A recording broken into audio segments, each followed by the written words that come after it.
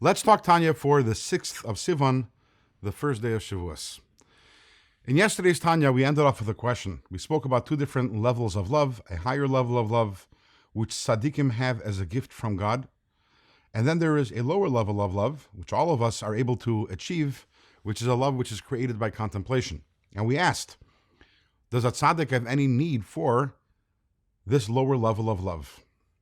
To answer this question, the Alter Rebbe cites a somewhat famous pasuk, a verse, which says, Ki sheva yipoil tzadik v'kam, which means that a tzaddik stumbles and falls 7 times, but then stands up. What does that mean?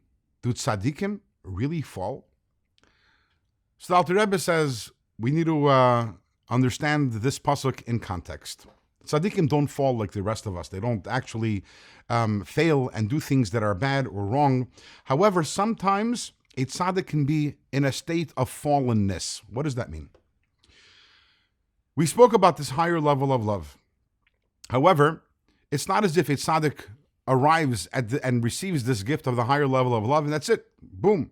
He or she is set for life. Within this higher level of love, there are also many, many different levels, and a tzaddik is constantly going from one level to the next.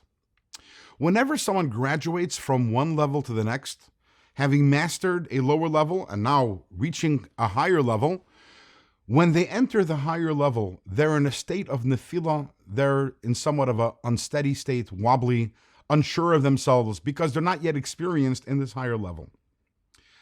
For example, let's say you have a kid who is in 8th grade. Now, 8th grade is the last grade of grade school. And the kids who are in 8th grade, they feel they're on the top of the hill. They're the bosses of the school. They have everything figured out. Next year, they go to high school. Now, high school, 9th grade, is a higher level than 8th grade. But because in 9th grade, they are on the lowest level of the high school, they're unconfident. They're unsure of themselves. They have to learn the ropes over there. Or imagine the chief executive secretary in a certain corporation gets promoted to a managerial level, even though where they were originally, they were very confident about themselves, and now they're on a higher level than they were, but they lack that confidence.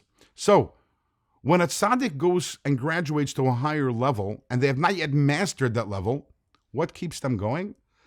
Alter Rebbe says that original level of love, the love that is a result of the contemplation of God's greatness and of God's love for us, that is their foundation, their bedrock, their basis, that even when they are unsure and unsteady in a particularly high level, which they are, they can always fall back on that original level of love.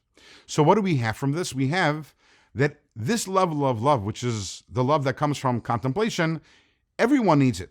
Not only us strugglers, but even tzaddikim also, every once in a while, they need to fall back on it also. So that tells us just how important this love is, the love which is created through contemplating God's greatness. But what exactly is the contemplation that leads to this love? We spoke about God's greatness, but there's also something very specific, which is God's unity. And with this, we're going to answer the question that we asked 2 days ago: why is it really so important to spend so much time talking about God's unity? As we will find out, when we talk about God's unity, we don't mean to say simply there is one God. That is a very simplistic understanding of monotheism and God's unity. There's something much deeper and greater, which is Ein Oid Milvadoi, words that we'll be talking about a lot over the coming days and weeks. Ein Oid Milvadoi means there is nothing but God. Not one God, but there is only one thing, only one God, and that encompasses everything. There's nothing but God. Why is that important? We live in a world. We look around. There's so many things. There's a job, and there's family, and there's this, and there's that. We're being pulled in so many different directions. We have so many different priorities. But what if we are to understand that all of this is, to a certain extent, almost like an optical illusion? Because Ein Oid Milvadoi, there's nothing but God. So me expending energy and emotions on everything else, why am I doing that? Everything is but an extension of God. The deeper I understand the concept of Achdus Hashem, of God's unity, the more natural it is to come to a love for God. That is the contemplation that is necessary in order to arrive at this level of love that we've been talking about today and the last 2 days.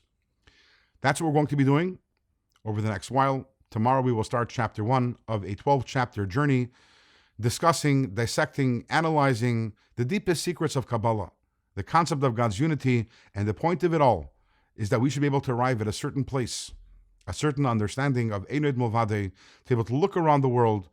We're not fazed by the world. We're not deterred by the world. Nothing is distracting us from our service of God, our relationship with God, because we understand that there is nothing but God.